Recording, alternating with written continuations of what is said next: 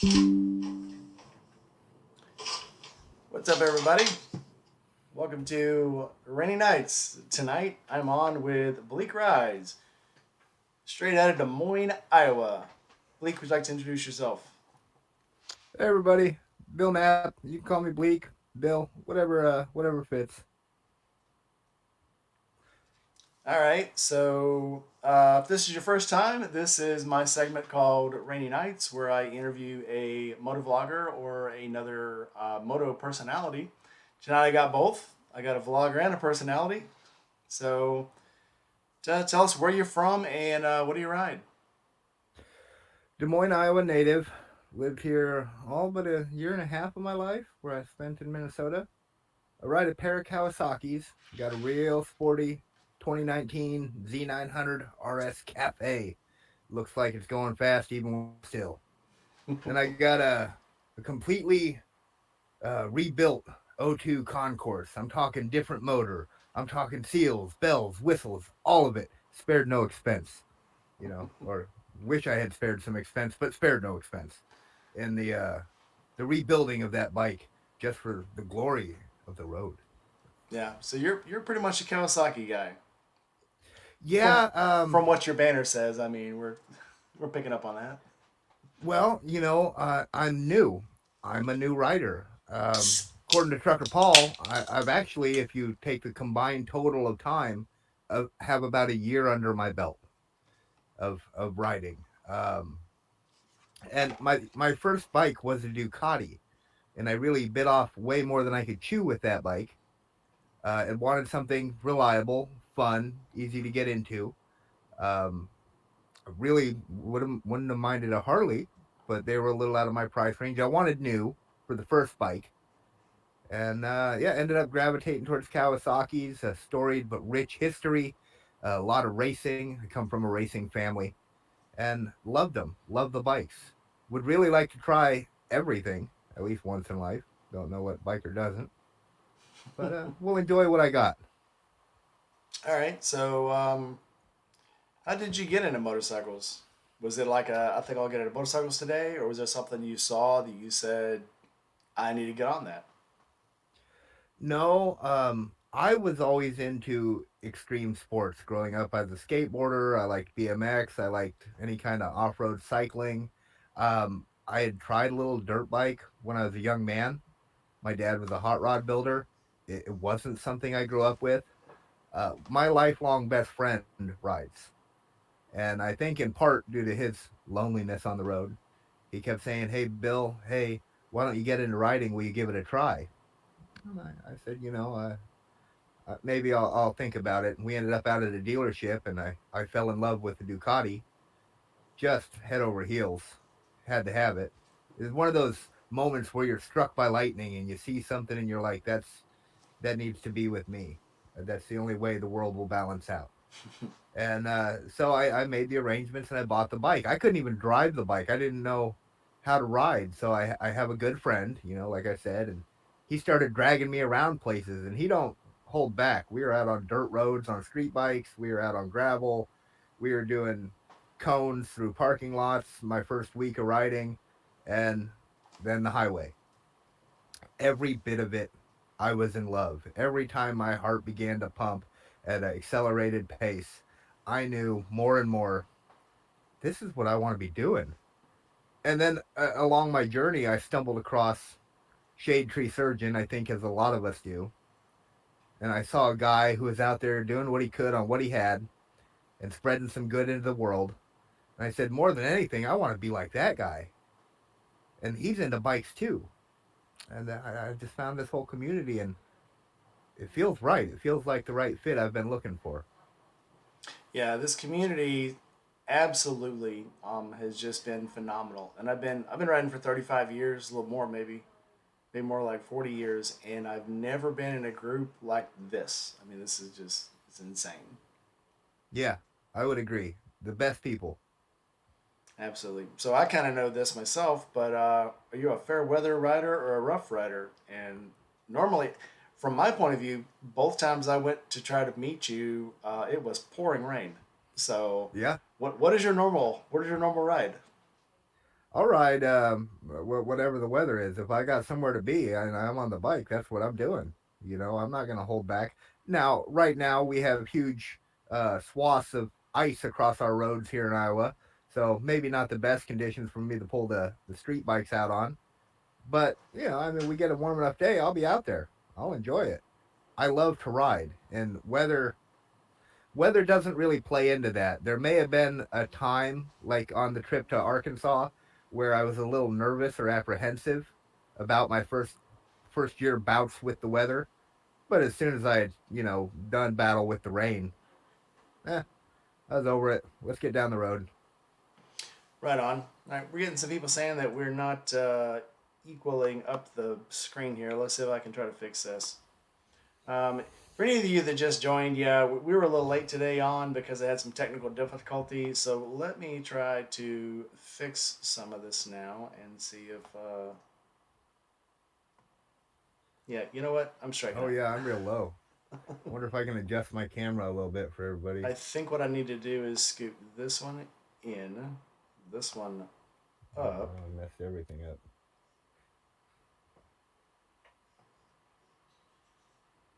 How's that? No, that's even worse.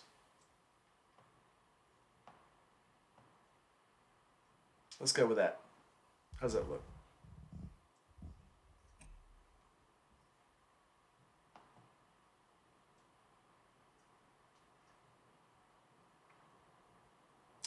Yeah, so if you guys see me looking down and not up at the camera, it's because I had to swap screens. One of my computers wouldn't come up, so now I'm trying to do everything off of one screen, so it's a little distracting. I So I desperately need a second screen somewhere to put the YouTube chats on yeah, I usually have one PC when I'm going messing with with. YouTube, and they have the other one that's actually doing all my editing software and stuff. But well, it is what it is, I guess. For tonight, we're just gonna have to roll with it. So, well, you've kind of touched on this, but who inspires you to ride? My best friend Kelly, lifelong friend, been through a lot of the same trials, tribulations I have, and then some. He has been riding 5 or 6 years. Like I said, really wanted me to get into it. We have another friend, Taylor.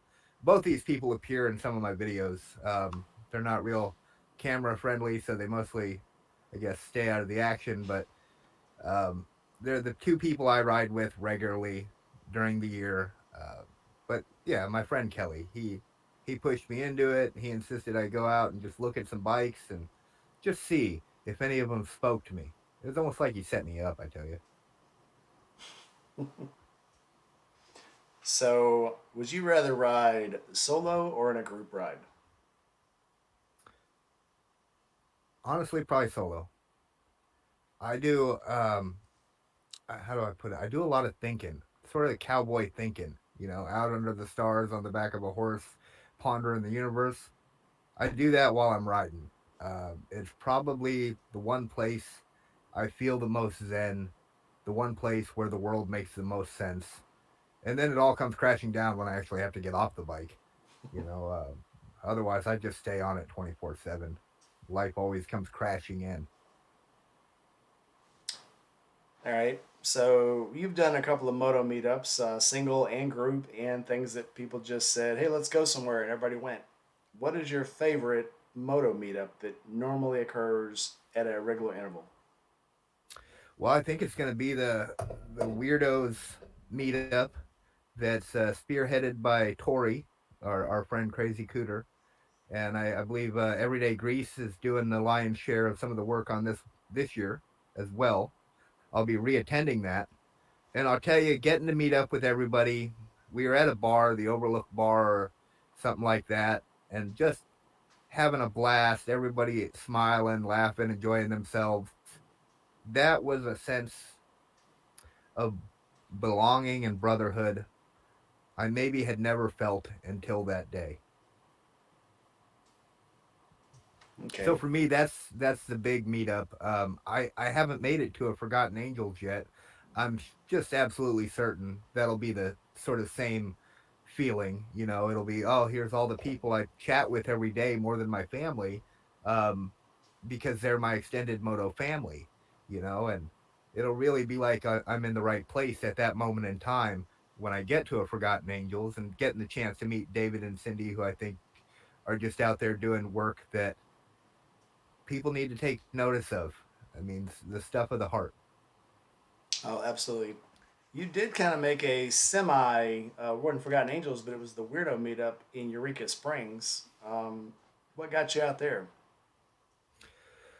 Well, Tori mostly and Remote Coder, they're good friends, and I sort of crashed into that friendship through the Discord and through following Shade Tree Surgeon. I met a couple people. They said we were doing this thing close to me, and I had started to figure out in year one that my Z900 was fun, and again, real fast even when it's sitting still, but maybe isn't the most or best bike for doing long distance on. So that was quite a bit closer, and I knew I wanted to go see my friends. I said that you guys are more than just my friends. You're my brothers. You're part of this moto family, and I can't express how deep that runs in me. So the opportunity to go somewhere close, much closer than Florida, on my mildly uncomfortable but very fast bike, uh, was a blessing, and I loved every minute of it. And every chance I get a ride with one of you experienced guys, I learn something. Trying to chase everyday grease through the twisties and the back roads of Arkansas back to the hotel, um, you know, in whatever mental state I was arguably difficult. Trying to follow Crazy Cooter on the way through Atlanta on his Harley Heritage was arguably very difficult, but it made me a better rider. Um, you know, getting the opportunity and to learn from the experience and the history these guys have with riding. And I got to ride with both of those guys when we were in Eureka Springs while we were going out to the Harley dealership, the Pigtail Harley. So yes, I know exactly what you're talking about. They like to go, and of course, so Lance, Everyday Grease, and Two Will Terror both have the same bike as me, except Lance's doesn't have the trunk on it, and that bike flies. So him with him just by himself on that bike with no luggage, no passenger, um, those bikes are scary fast. So yeah, absolutely. Oh yeah,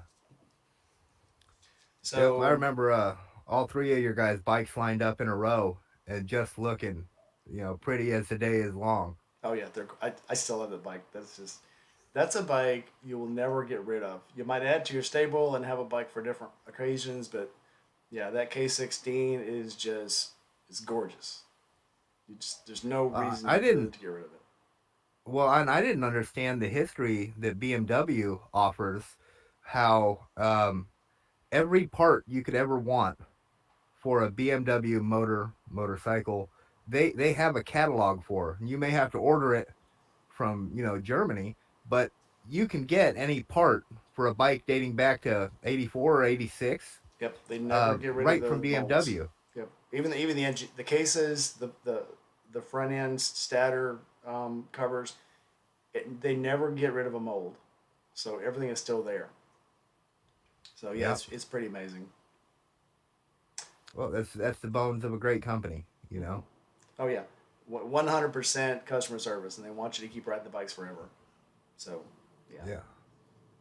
I was looking at one out at Struthers Brothers, a 1000 double R sport tourer, and I think they only wanted like 5 grand for it, and I was trying to calculate a way I could walk home with that bike.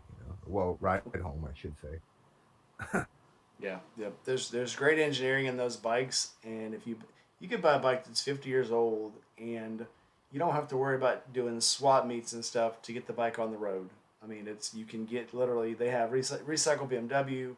You can go through any of your BMW dealers that will get any part that you want for that bike to restore it. They even have mod upgrades, so you can upgrade the carbureted bikes to injection, or you can upgrade, the old Bing carburetors to the newer Del carburetors. So, if you want to stay with floats. But yep, they they're meant to run forever, and they do. Well, I learned the hard way about bikes that don't have parts available. The Kawasaki Concourse I have had to have parts made, custom made, in order to function again. Shims between the housing for the rear drive shaft and part of the motor. Uh, on the concourses, they have some little just thin shims in between there. And if you don't have those, well, then you're going to have problems. You're going to be leaking. You're going to be creating all kinds of problems. They don't make those anymore. The mechanic I went to ended up having to custom make that, and boy, was I sure glad he knew how to because I didn't. Hatter is saying we should have a rainy nights potluck dinner U.S. tour where we drive from house to house, and at every house we all cook and make food. Oh yeah. Well, anyone who comes through Iowa and that ends up staying with me, they get a home cooked meal. Here too, here too. I pride myself on my breakfasts, and I make big breakfasts.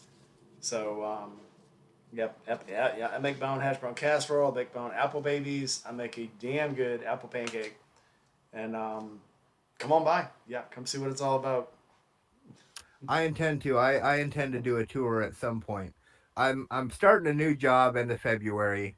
I had originally planned the March Forgotten Angels. I'm gonna have to cancel that and just make the May meetup down in Missouri for the weirdos until life is a little less hectic. Like I said, life's always breaking in on my writing. Oh yeah, I hate And that. I hate when that happens. yeah, it just messes everything up. I mean, life would be great if I didn't have to work all the time. Wouldn't it though? But you know, we do what we got to do. Right on. So moving on to our next thing. What is the stupidest thing you've ever done on a motorcycle? Gone way too fast for my skill level. To the point where front wheels bouncing, I'm starting to feel weightless. I'm pretty sure I could feel the blood moving back up my arms. Uh, Things were starting to go into plaid, definitely light speed. And I kind of knew in that moment it didn't matter that I had this helmet on, that I had this coat on, or that I had these boots on. If something went wrong, I don't think I was going to recover. And what was probably the stupidest part of it was it didn't bother me. You know, I kind of wanted to see was there any more to wrench out of it, and that's probably not the brightest thinking, but that's what I was thinking. And that was in Mexico, right? No, No, that nowhere in was America. Nowhere in America, right? yeah, the Columbia, Columbia. Yeah, that's what I thought. Yep. Uh, so, what has been your scariest moment on a bike? Well, that probably would have been Colombia. I had the opportunity to go to Medellin, Colombia, so I'm in a different country, and of course, now being sort of a bikeophile, everywhere I go, all I can think about is what would it be like to ride here. And so I also had the opportunity to go rent a motorcycle, and I did. And then the laws are a little looser there. The traffic rules are more implied.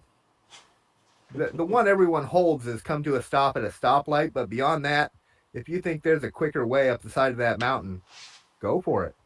Send it. They don't mind, you know? So I started getting swarmed by traffic. I've got cars coming at me from every different direction and bikes passing, and I'm still following United States box thinking I need to stay behind this car in this lane. And now I've got a couple big trucks behind me as well, cars, bikes. And finally I started getting claustrophobic to the point where I said, this ain't copacetic. I'm in a lane split. And I sort of broke out of my shell. I just started lane splitting like a crazy man until I felt I was in a place of comfort, less cars, less things coming at me, and I could calm down a little bit. Right on. Still a cool feeling, though. I mean, when it's all said and done, it's a great story. Just at the Yeah. time, maybe not. No, it was kind of nerve wracking. I was on a bike I didn't really know, and it seemed to not have a lot to give, but I wouldn't trade that experience for nothing. You And, know, and what bike was that? uh, like what are they? Benally's. It was just this little 6 speed single thumper, like wannabe dual sport.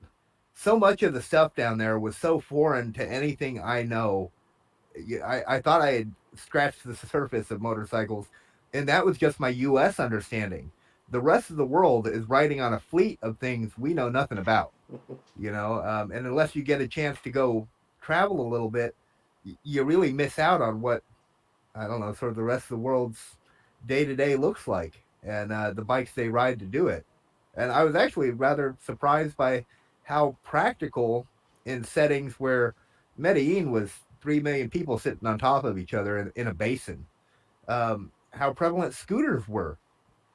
So the number of two wheels on the road was 10 to 1 four wheels in a place like that, and I was blown away. It was sort of the mecca of riding, and again, just getting to experience that was, yeah, it was pretty amazing. Yeah, it's pretty insane to go even like going to Europe and seeing the different Fords they have there. I mean, they have Ford cars that we don't have here. They have Ford vans we don't have here. You know, and it's like this is a Ford. Look, this looks like the most exotic thing, and it's crazy. I guess because overseas to sell a Ford, it has to look. It either has to be a Mustang, a Camaro, a Corvette, or it's got to look something like they're already driving there. And I think that's what's caused.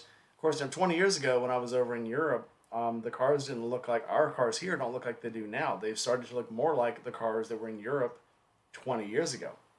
Because I think Yeah. maybe that's because it's easier to sell them there if they look like what they're already driving there. Well, I've seen so many parallels in the modern SUV world to the Russian, was it Yakta, uh, sort of overland 4 wheel drive vehicle they'd run around in Siberia in. Yeah. And now it's sort of very simplistic lines are being translated in. I see them in Jeeps. I see those lines. I see those lines in Land Rovers. And this is a old Russian era, again, 4 wheel drive overland vehicle. Yeah, and it's just like the Germans from 60 years ago were making cars that were more aerodynamic than what we were making 10 years ago, because it had to Right. be. You know, they didn't they're recovering from a war. They don't have the money to spend on gas, or they got to go with something simple that can get a lot of people, that's fuel efficient, and they can get them across the country. And so it's crazy that we just kept on going with this more power, bigger wheels, less cargo space, bigger vehicle, and they were getting into this small vehicle with a lot of room inside, with a lot of cargo that's good on gas, and we're just kind of rediscovering that whole thing. Well, it's different here, and until you meet some people not from this country who are not from here, you won't understand how big it feels to them. If you're in Europe, driving a country away might take 2 hours. Here, you can drive a state away and it takes all day. Or you You might not know, get out of the state, like yeah, you Texas. might not even get out of the state. So North America is so vast and different from anywhere else in the world. In Colombia, there was not a straight road in that country, so there was no getting anywhere in any kind of time frame. Again, 3 million people, and every road's a twisty, and there's no really large, not like semis like we have here. There's large box trucks, but even those were kind of scaled down because everything's hills. Brakes fail, and if a vehicle goes careening back down the mountain, they don't want it too big, you know. Mm-hmm. Well, I get you. So our next question: what has been your favorite part of writing? The inner peace that I didn't know I needed to find and now can't let go of, that came with every part of riding, from pulling the bike out to hearing it start up, knowing I get to sit on it and go down the road, the pre excitement before I'm even on the bike, you know. Then I get on the bike. Is everything just right? Click it into gear. And I have a helmet on, but the grin is ear to ear. And as I take off in the little bump out of my driveway, from that point on, literally, I always sound like a broken record because this is how I always explain it, but the rest of the world fades away. And it's just me and the road and my thoughts, and everything else can't touch me for that little bit of time. The phone, work, the business, the people, they're all on hold for that little fleeting moment that I get a ride in. Yeah, we talked about, and I know you've been in some of our chats when we talked about it in our our big group that we have, how when you get on a motorcycle, it doesn't matter what's bothering you that day, you have to put your entire focus on that motorcycle. One, because if you don't, it'll kill you. But two, Right. it gives you something to put all of your effort into for 30 minutes to an hour, that when you get off of it, all the stuff that didn't matter has just kind of faded away because it got replaced with something that actually needed to be done. And that's when you say, if something's bothering you that you can't remember, give it 30 minutes. And if you don't remember it, then you shouldn't have remembered it at all, and you shouldn't have been worrying about it.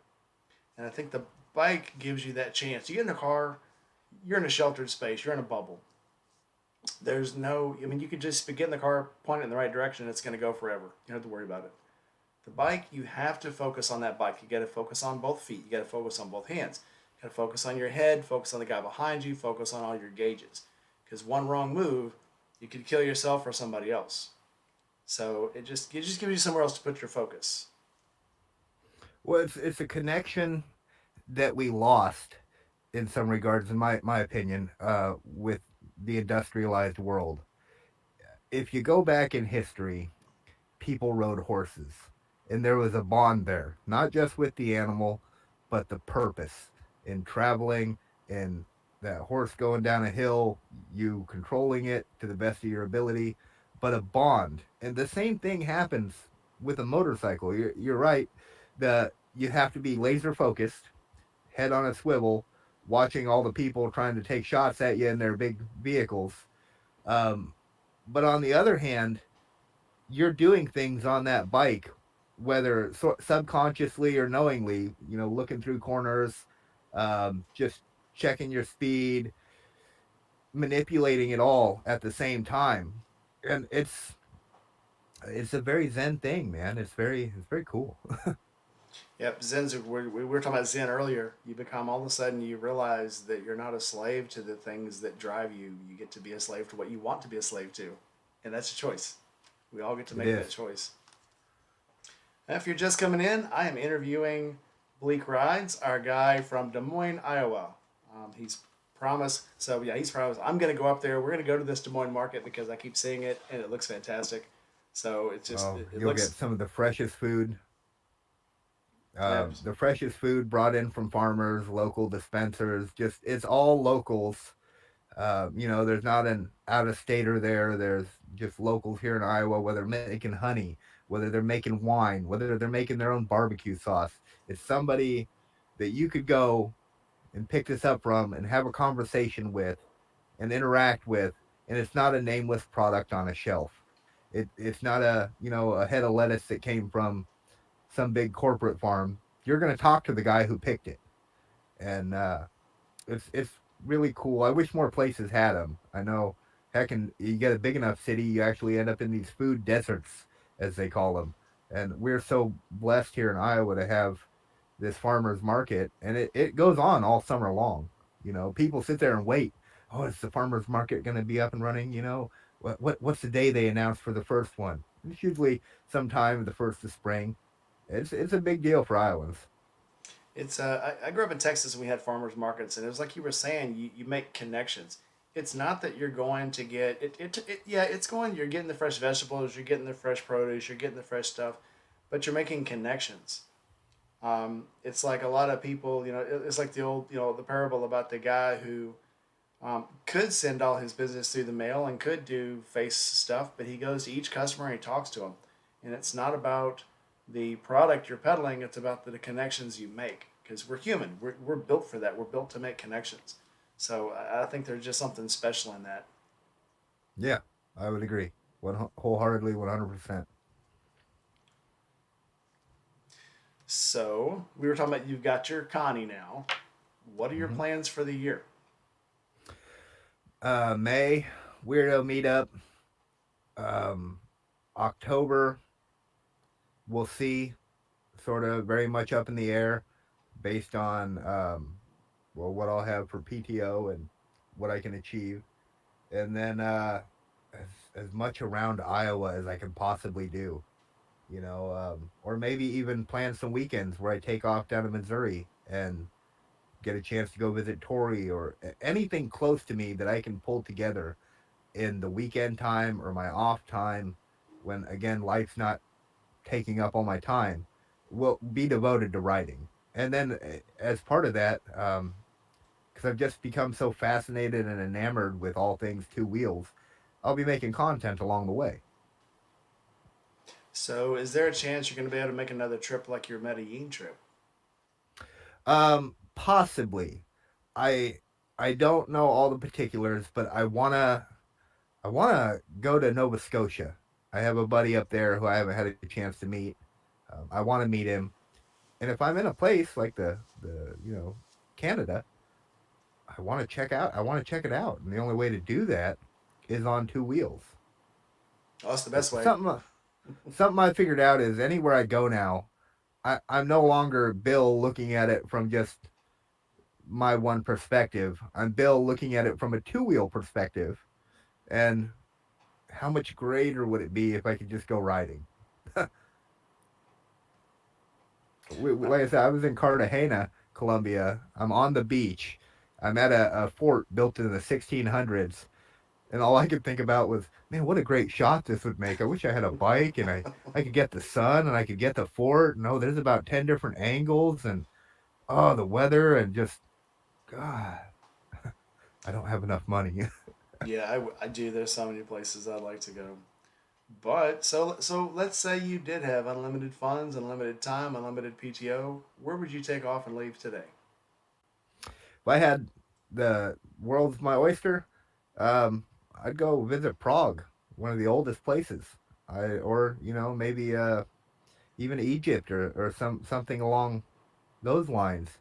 I think again, until you get out of the continental United States, you're missing half the picture, and getting to experience those places is important to me.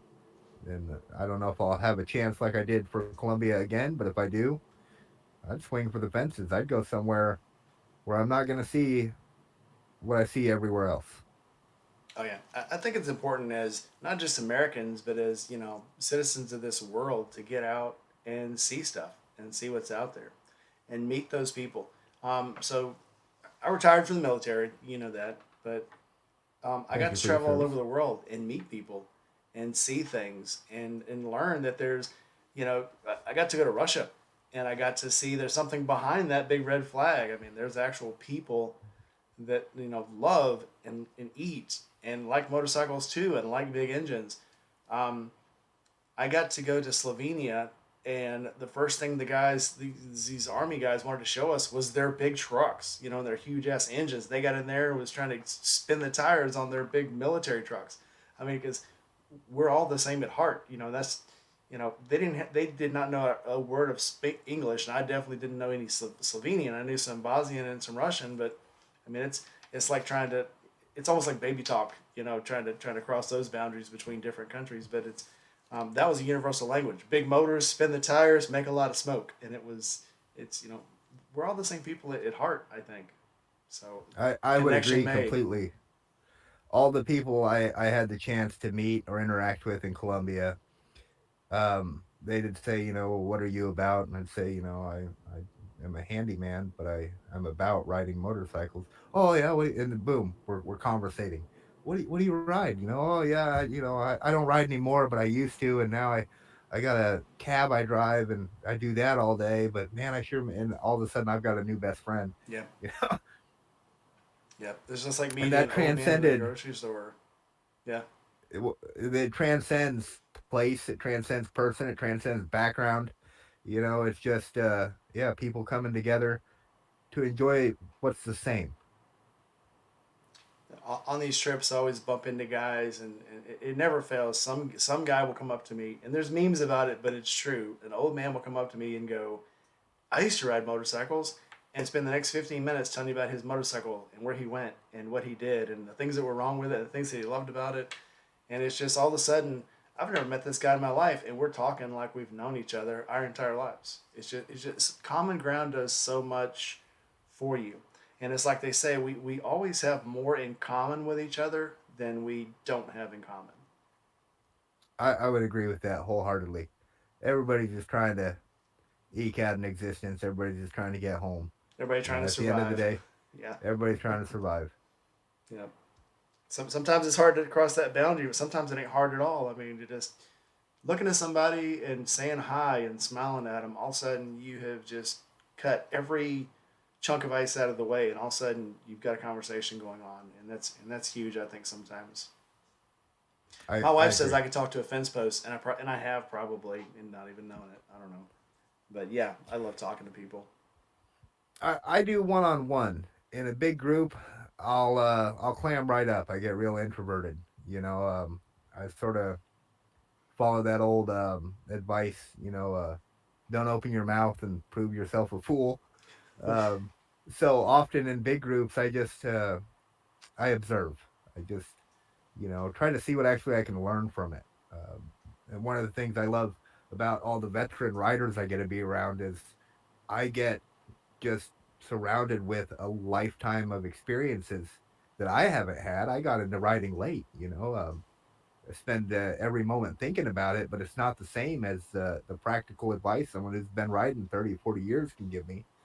So just getting to be around that, surrounded by that, or immersed in it, oh, to me, that's the gold. Yeah, and I love hearing other people's stories. I mean, it's especially when you have a little common ground. It's almost like you're living their stories, through them, and you get to experience them. So Well, and then you learn stuff you don't think about. I never. So when I met your wife, we were at the Rowdy Beaver, and that was the first time meeting your wife, and she introduced herself, and I said, "Oh, hi, I'm Bleek Rides," because I don't know how to introduce myself as myself anymore. yeah, Um, I get it. and she goes, "Oh, you're really nice to talk to," and I was like, "Oh, yeah, well, sure, you are too." And she goes, "Well, some of the riders don't talk to me," and I was like, "What?" And she goes, "Yeah, some people they see me on the pillion and they say, well, you're not a real rider." Or, there was all this, and I was like, "What? You're a person. Why wouldn't somebody talk to you? That's nonsense. I'll talk to you. Hell, I'll talk your ear off if you I give me a talk to her chance." too. Yeah, it Yeah, is weird sometimes. Obviously, she's been with a group now, so she just fits in everywhere, and everybody just loves my wife. People will. Sometimes people want to talk to my wife more than they want to talk to me because one, she's a very good talker. She's a very good listener. I'm a good talker. I don't know what kind of listener I am, but she's a very good listener. So people will always go and talk to her on the side to tell her what's going on and to kind of decompress. So I guess I got that going for me. So yeah. have you inspired anyone to ride or wrench on their own bikes? Wrench, I doubt that because I pay for all my own work. I'd like to learn what I'm doing. I'd like to be much more competent. I promise anyone watching, I'm giving it the college try. I immerse myself every day in enough YouTube schooling that I could probably write a book by now, and I'm still nowhere near a fraction of what I hope to learn or have a knowledge base of. Have I inspired anyone? I think I have a buddy who's pretty close to pulling the trigger. And that's sort of where my heart leads me now is who can I inspire to ride? Who can I inspire to get clean? Who can I bring a little positivity to their life? Because I've been blessed with so much. You have a very unique story. I'm going to definitely ask you about that in a second. But talking about your wrenching abilities and stuff, did you get to see the Matt Laidlaw interview with Shay Tree Surgeon? I did. And you know what? I am always astounded by how incredibly smart and articulate Josh is. One of the things I so like about this man is that he looks like me, you, anybody. He just looks like a normal guy, or to me, what's normal. And the depths of his base of knowledge are so deep, the Marianas Trench has nothing on it, and that comes to the surface in that Matt Laidlaw interview where he's talking about old bikes, new bikes. He's talking about the history of them. He's going back to what they were doing in the law surrounding the bikes at that time. And it's that wealth of knowledge that we all either take for granted or gain as much as we possibly can from. And I'm in the latter. I want to gain as much as I possibly can from all the people around me. And he's one of the finest examples because what that man knows about the motorcycle world could probably fill 100 books. But what's funny, if you ask him, he'll tell you he doesn't know anything. He's an absolute amateur. I mean, that's the name. And I think it's funny because he'll say he doesn't know anything, and then he'll get behind Shay and explain 10 different reasons why she needs to turn the bolt the way, you know, she's doing. He's so knowledgeable, but he's also so humble, and I really love that about him. But what's funny is that knowledge, though, you always think that you need more knowledge and you're not learning enough and you're slow, and all of a sudden one day you're the smartest person in the room and everybody's looking to you for answers. And it's not like a page you just turn. All of a sudden one day you just realize that you know things and you can help other people.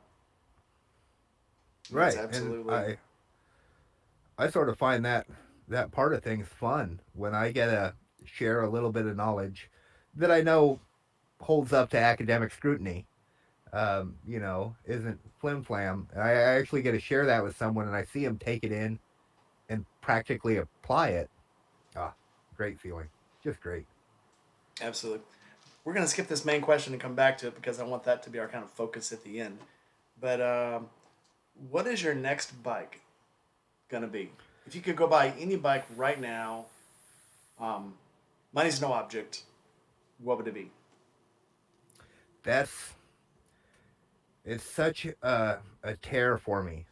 A part of me, I come from a strong American family, and a part of me wants the pedigree, the history that comes with owning a Harley Davidson. But I'd be lying if I said that was my first choice. I'm very torn about it. Another part of me wants something very much in the new, fancy concourse or KL 1600 or some kind of sport touring bike.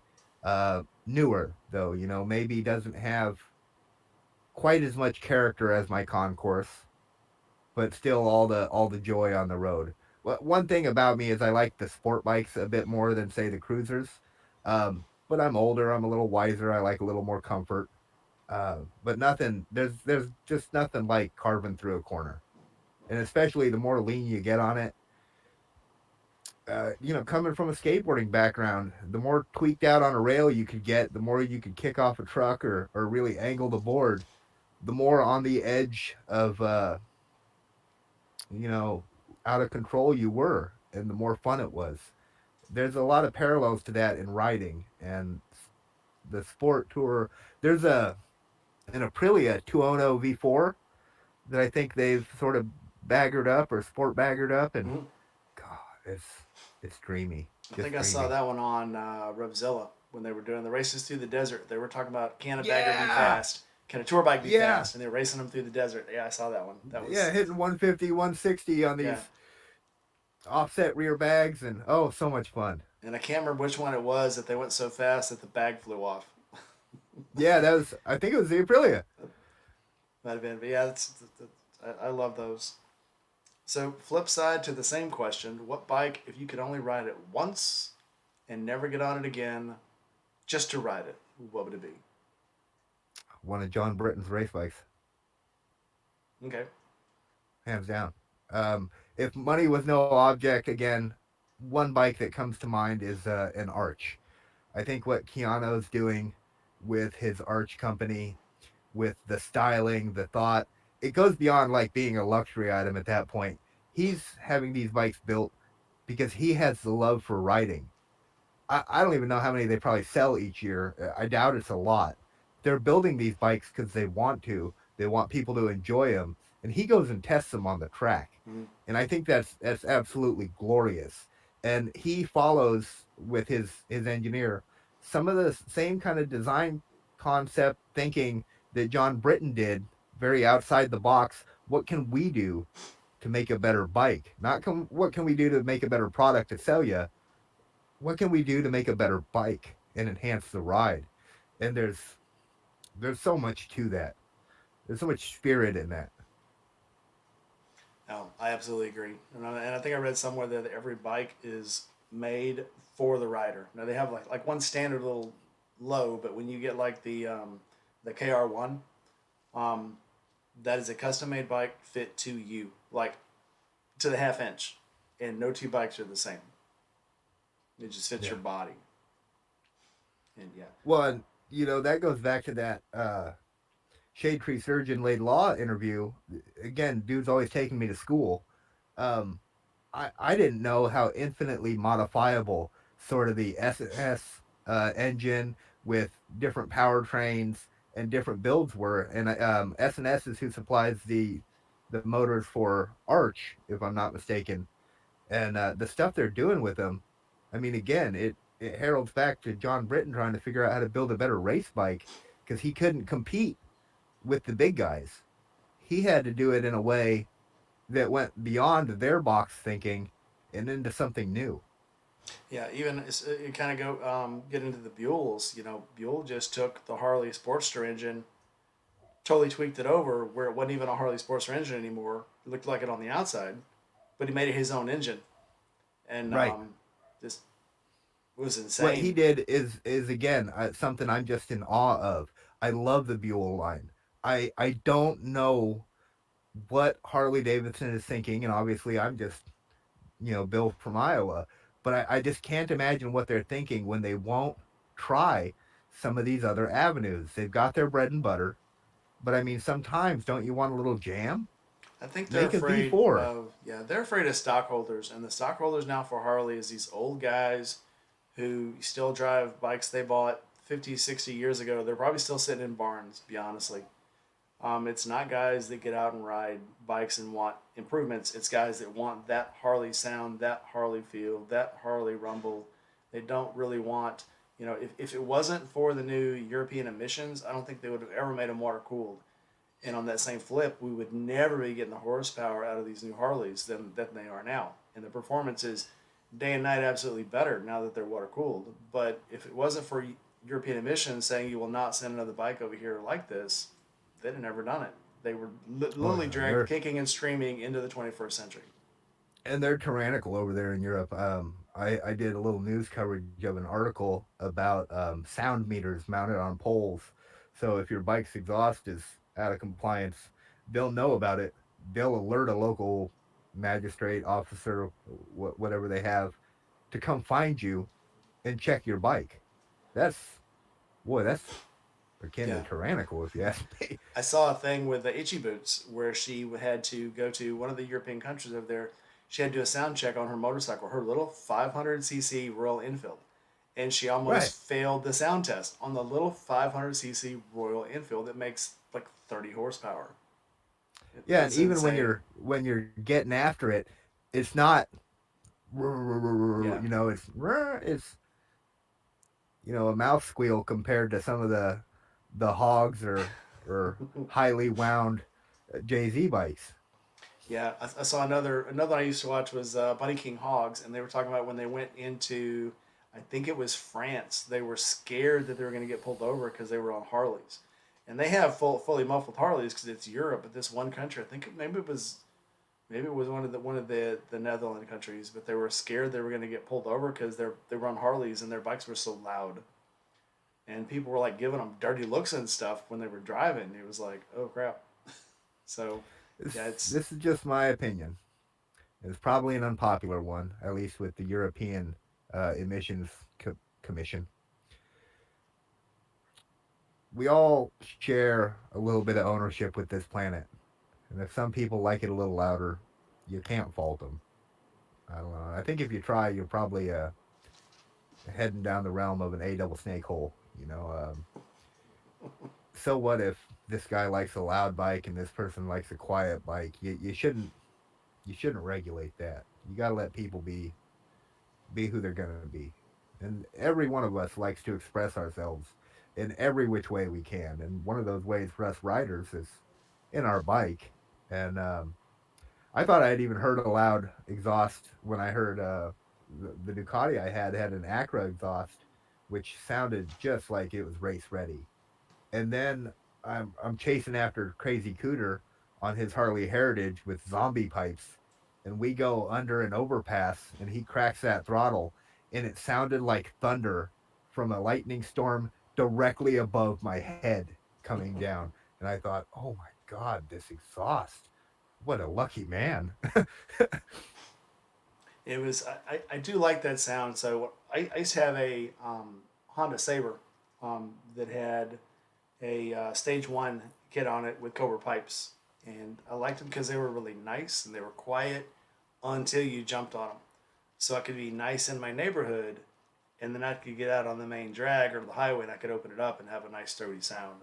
I could also outrun that sound.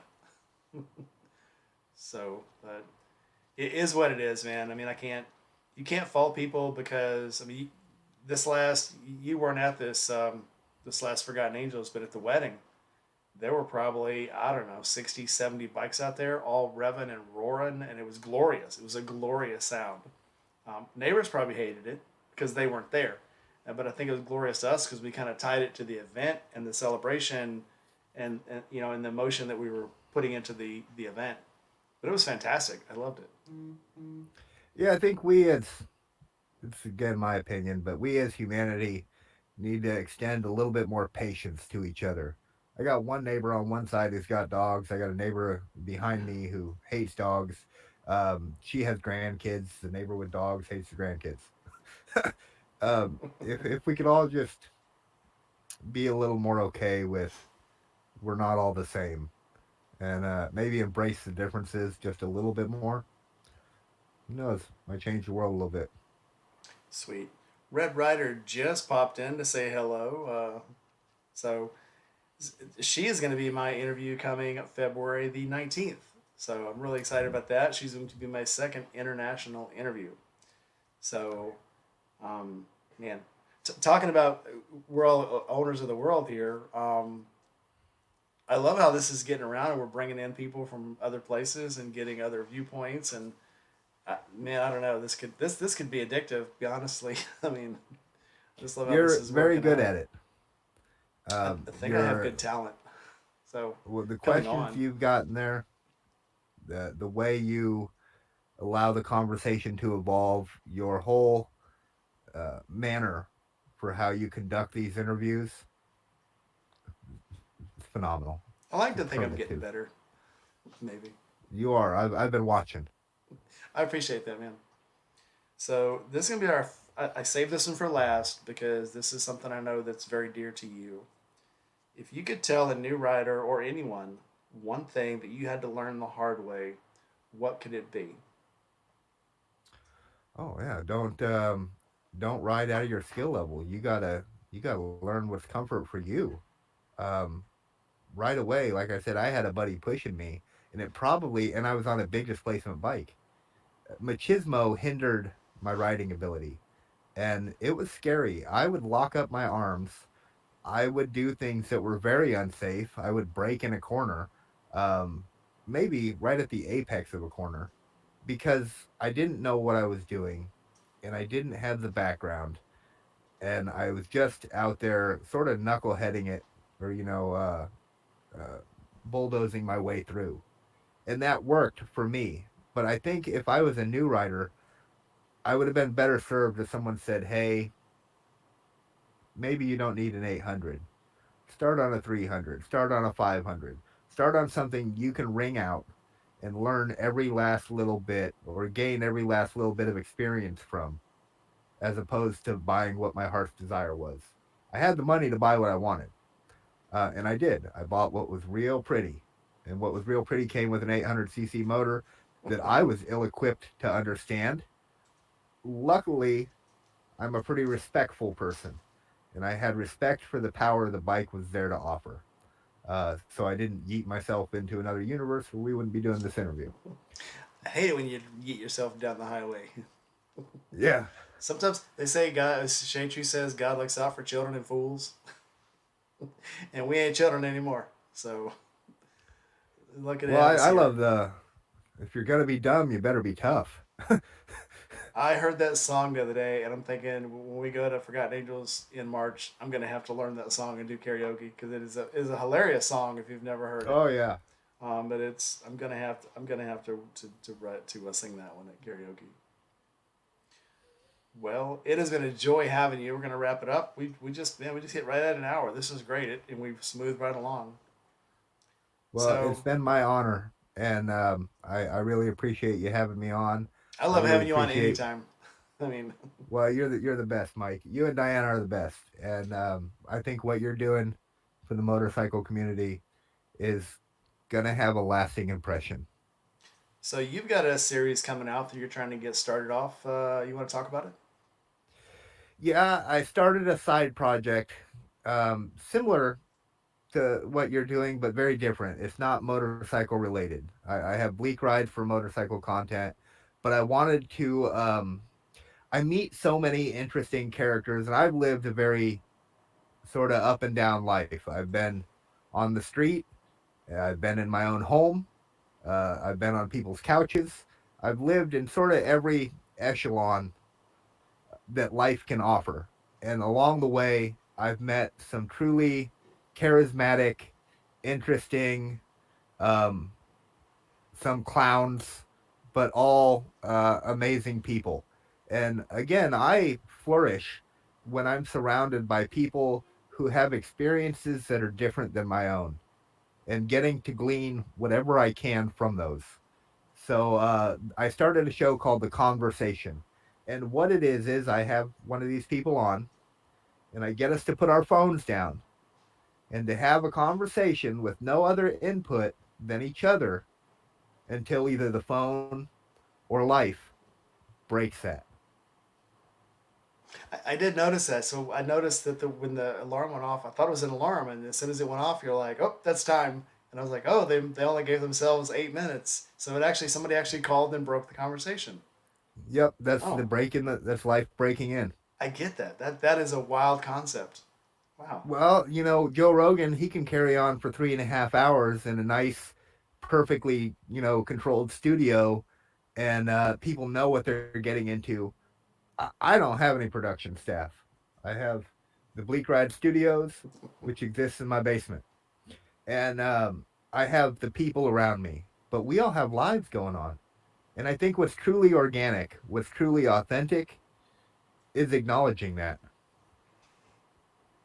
Yeah. So that whole thing about the conversation that makes more sense now. You have a conversation until something breaks it, and then it's like, okay, we're done. Let's get on with our lives. Yeah, and that guy I had on my last episode, he's been a mentor to me.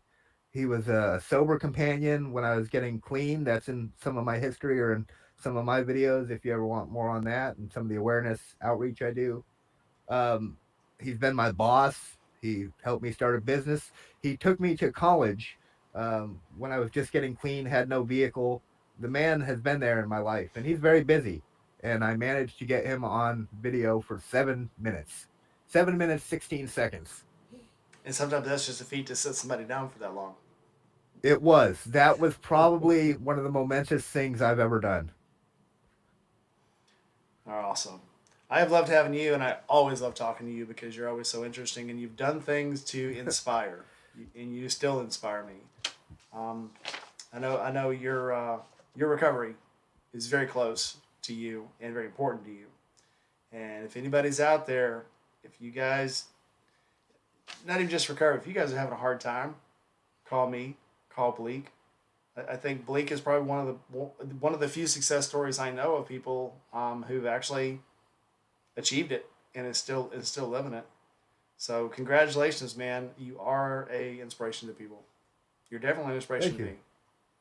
Thank you So so much. That's all I ever hoped for. yeah, that's all I can hope for is to be a light in somebody's eyes, right? Right. To To be a just beacon spread for a little bit somebody. of positivity.